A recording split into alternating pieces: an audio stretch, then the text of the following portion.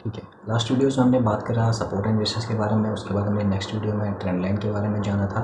सो इस वीडियो में हम बात करेंगे ट्रेंड लाइन और सपोर्ट रेजिस्टेंस को हम कंबाइन करके कैसे यूज़ करते हैं, how we use the trend line in drawing the support and resistance manual.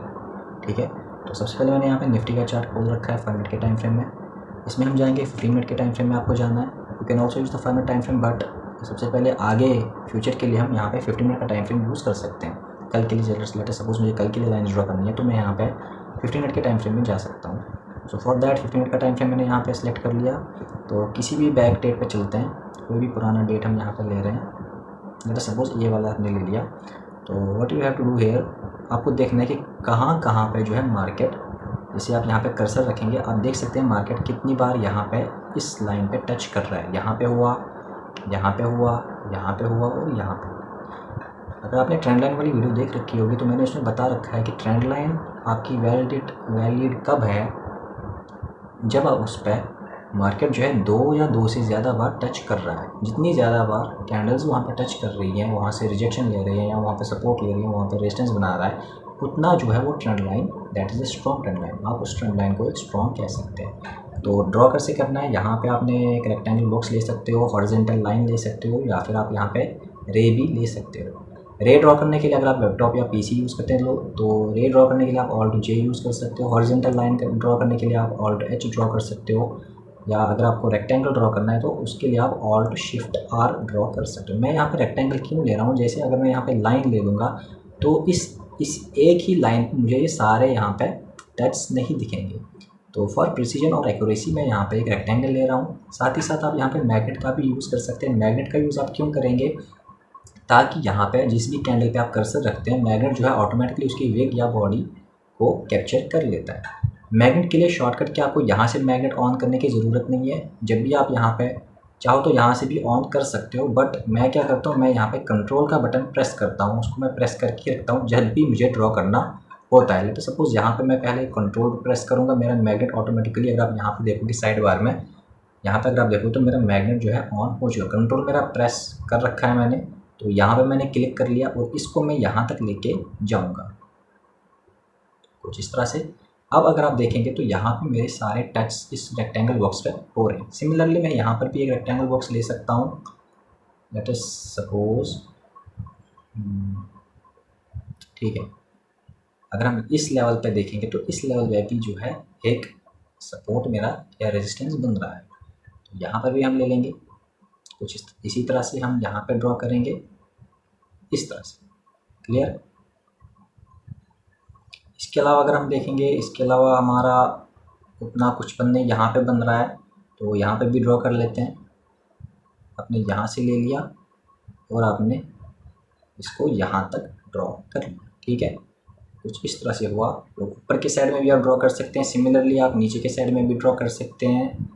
मान लो आपने यहाँ पे ड्रॉ कर लिया इस लेवल पे, तो यहाँ से हम ले लेंगे, साथ ही हम इसको भी कैप्चर करेंगे इसी में, और हमने इसको जो है यहाँ तक ले लिया।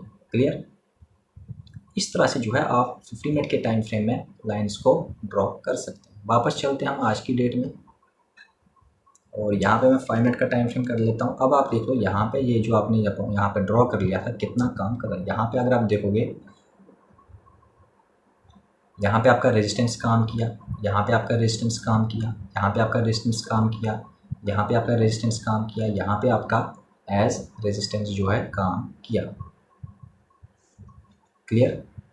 अब देखो यहाँ इन जगहों पर तो रेजिस्टेंस की तरह इसने काम कर लिया, बट यहाँ पे क्या है, इस रेजिस्टेंस पे अगर एक स्ट्रॉन्ग बेयरिश कैंडल आती है तब आप जो है पुट साइड में एंट्री ले सकते हैं। जैसे यहाँ पर तो नहीं, बट यहाँ पे हुआ, सेम यहाँ पे हुआ, और यहाँ पे हुआ, और यहाँ पे हुआ। यहाँ पे एक छोटी सी स्कैल्पिंग ले सकते हैं आप लास्ट में। क्लियर। ये हो गया मैनुअली ड्रॉ करने का तरीका। थोड़ा और पीछे चलते हैं, सपोर्ट की बात करेंगे तो यहाँ पे आपका सपोर्ट हुआ, सिमिलरली यहाँ पे आपका सपोर्ट हुआ, एंड और यहाँ पे आपका रेजिस्टेंस हो रहा है। ये आपका यहाँ पे रेजिस्टेंस हो रहा है, या टारगेट जिसे हम कह सकते हैं। ये आपका टारगेट हो गया, ये आपका टारगेट हुआ। यहाँ से जो है आपका पुट साइड में एंट्री बनेगी, और यहाँ पे भी आपका जो है एक तरह से सपोर्ट की तरह ये काम पे यहाँ पर काम कर रहा है। क्लियर। इन जगहों पे जो है आप अपना जो है ट्रेड की एंट्री या एग्ज़िट प्लान कर सकते हैं। क्लियर। यहाँ पे आपका टारगेट रहा ये, तो इस तरह से जो है आप इसको यूज़ कर सकते हैं। हमेशा एंट्री या एग्ज़िट के लिए आपको क्या करना है, एंट्री के लिए सबसे पहले आपको यहाँ पे बुलिश या बेरिश कैंडल की कंफर्मेशन चाहिए। जैसे कि यहाँ पे हैमर होता है, एंगल्फिंग होता है, ठीक है, या एक माराबोसा कैंडल होती है। ये 3 कैंडल जो है एक स्ट्रॉन्ग बुलिश मानी जाती हैं। तो इन कैंडल्स की कंफर्मेशन के बाद ही आप यहाँ पे एंट्री ले सकते हैं। ये बात ही सपोर्ट एंड रेजिस्टेंस को मैनुअली ड्रॉ करने का। अब देखते हैं अगर कोई मैनुअली इतनी मेहनत नहीं करना चाहता है तो वो यूजिंग इंडिकेटर या टूल कैसे ड्रॉ करेगा। एक्चुअली ये एक इंडिकेटर नहीं है, इट्स ए टूल, बट अगर हम देखेंगे सबसे पहले ये टूल्स में आता था, धीरे धीरे इसको मॉडिफाई करके इसको इंडिकेटर्स में भी इन्वॉल्व कर दिया गया। तो यहाँ पे हम इसको एज टूल मान के चलते हैं। बट उससे पहले यहाँ पे हम टाइम फ्रेम की बात करेंगे। प्रीवियसली अगर आप प्रीवियस डेटा चेक करो तो वहाँ पे आपको 15 मिनट का टाइम फ्रेम यूज़ करना है। बट करंटली अगर आप आज के दिन ही देखोगे, यहाँ पर आज के दिन आपको क्या पता चला कि यहाँ पे एक टच हुआ, यहाँ पे दूसरा टच हुआ, तो आप यहाँ पर भी जो है एक तरह से ड्रॉ कर सकते हैं। यहाँ पे आप एक लाइन ही ड्रॉ कर सकते हैं। जैसे मैंने यहाँ पे लाइन ड्रॉ कर ली, यहाँ पे मैंने एक लाइन ड्रॉ कर ली, तो यहाँ पे आप इसको देख सकते हैं। इस लाइन पे तीसरा टच जो है इसी लाइन पे यहाँ पे हुआ है, कहीं ना कहीं यहाँ पे जो है तीसरा टच इस पॉइंट पे हुआ है। क्लियरली। सिमिलरली नीचे के साइड में भी आप यहाँ पे लाइन ड्रॉ कर सकते हैं। बट अब देखो यहाँ पे क्या हो रहा है, ये आपका एक पॉइंट हुआ, ये आपका दूसरा पॉइंट हुआ, बट तीसरा पॉइंट जो है थोड़ा सा ऊपर है। तो यहाँ पे लाइन की जगह आप एक बॉक्स अगर लेंगे तो that will be more accurate या प्रिसाइज। क्लियर। तो यहाँ पे मैं इसको क्लिक कर लेता हूँ और मैंने यहाँ पे इसको यहाँ तक लेना है ताकि मुझे तीनों पॉइंट्स इसमें कैप्चर हो जाएँ। और यहाँ पे आप देखो इसी पॉइंट से मार्केट ने सपोर्ट लिया, और यहाँ पे आपका यहाँ से अगर आप यहाँ पे पुट में ले रहे हो तो यही पॉइंट जो है आपका टारगेट रह सकता है। 5 मिनट के टाइम फ्रेम आप करंट डे में भी ड्रॉ कर सकते हो। अब बात करेंगे, ये था मैनुअली, अब बात करेंगे आप इसको यूजिंग टूल या फिर इंडिकेटर कैसे ड्रॉ कर सकते हैं। उसके लिए सबसे पहले आपको क्या करना है, जैसे सुबह की फर्स्ट कैंडल जब आती है 5 मिनट के टाइम फ्रेम पे या 1 मिनट के टाइम फ्रेम पे, तो आपको पीछे जाके देखना है कि मार्केट इस रेंज में कब था, किस दिन था। ठीक है, कल था और यहाँ पे मैं देख पा रहा हूँ परसों था। तो इन दोनों दिन आपको क्या करना है, आप यहाँ पे टूल्स वाले सेक्शन में जाओगे। जैसे ये आपका लॉन्ग पोजीशन वाला टूल रहता है, इसमें आप जाके वॉल्यूम बेस्ड में आप fixed range volume profile select करोगे, जिसको हम शॉर्ट में FRVP बोलते हैं। ठीक है, डे की फर्स्ट कैंडल, ना कोई हाई ना कोई लो, बस फर्स्ट कैंडल को क्लिक करेंगे और यहाँ से डे की लास्ट कैंडल, कुछ इस तरह से आपके सामने ये टूल जो है अप्लाई होके आपको नज़र आ जाएगा। इसमें जो ये रेड कलर की लाइन है इसको हम बोलते हैं पॉइंट ऑफ कंट्रोल, मतलब पूरे दिन में सबसे ज़्यादा वॉल्यूम इस पॉइंट पे था। ठीक है, और इस पूरे ये जो डार्क लाइंस आप डार्क बार्स आपको दिख रहे हैं, इनमें जो ये ऊपर वाला होता है और नीचे वाला होता है, ये इस POC के ऊपर वैल्यू एरिया हाई और वैल्यू एरिया लो, इनको भी जो है आप एक बॉक्स या फिर लाइन ड्रॉ करके रख सकते हैं। और इस POC वाली लाइन को आप आगे एक्शन करने के लिए एक Alt R का टूल यहाँ पे यूज़ कर सकते हैं।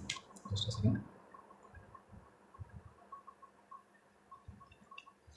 जैसे मैं इसको दोबारा ड्रॉ कर लेता हूँ यहाँ से लेके यहाँ तक। हाँ, कुछ इस तरह से जो है हमारे पास ये बन के आ जाएगा। तो चाहो तो आप इसको एक बॉक्स बना सकते हो या आप इसको लाइंस की फॉर्मेट में भी रख सकते हो। यहाँ पे हम इसको एज बॉक्स रखेंगे, ये इसकी सेटिंग है, अगर आप चाहें तो इस सेटिंग को कॉपी भी कर सकते हैं।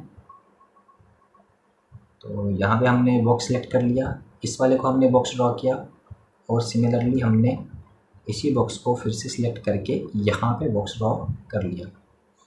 क्लियर। अब आप देखो अगले दिन ये काम नहीं कर रहा है, क्यों? क्योंकि मार्केट हमारा इससे नीचे है। चलो कोई दिक्कत नहीं है, परसों वाले रेंज में भी हम यहाँ पे पहले ही ड्रॉ करके रख लेंगे। जैसे हमारी आज की फर्स्ट कैंडल आ गई, पता चला कि हाँ मार्केट जो है इस रेंज में है, यहाँ से ऊपर जाएगा, यहाँ से नीचे जाएगा, तो या इस वाले में भी ड्रॉ कर सकते हैं। पहले सिलेक्ट करना है फर्स्ट कैंडल से लेकर लास्ट कैंडल तक।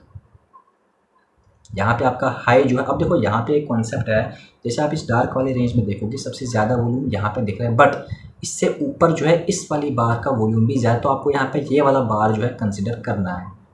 क्लियर। इस वाले बार को आप कंसिडर करेंगे, यहाँ पे आप इसको POC लाइन को एक्सटेंड करेंगे, और सबसे लास्ट में जो है आपका ये वाला बार हो गया। अब आप बोलोगे कि भाई यहाँ पे भी जो है ज़्यादा वॉल्यूम, बट इसके ऊपर जो है वॉल्यूम बिल्कुल कम है, तो मार्केट का यहाँ तक आने के बहुत कम चांसेस है।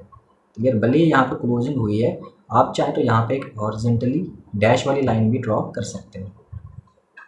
क्लियर। ये था मैनुअली ड्रॉ कर, ये ऑटोमेटिकली जो आप टूल या इंडिकेटर यूज़ करेंगे। अब आप देखो ये कैसे काम कर रहा है, क्या ये काम कर रहा है, बिल्कुल काम कर रहा है।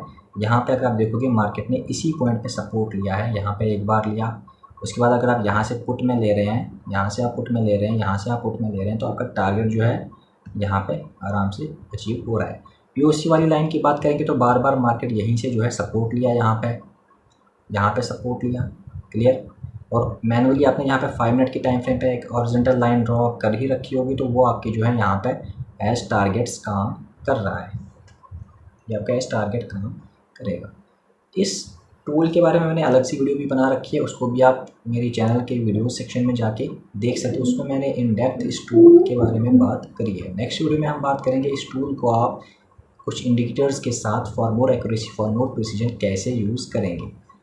इस वीडियो को देखने के बाद अगर आपको कोई भी डाउट आता है तो आप मेरे को डायरेक्टली मैसेज कर सकते हैं, या आप इस वीडियो के कमेंट्स में भी अपना डाउट पूछ सकते हैं।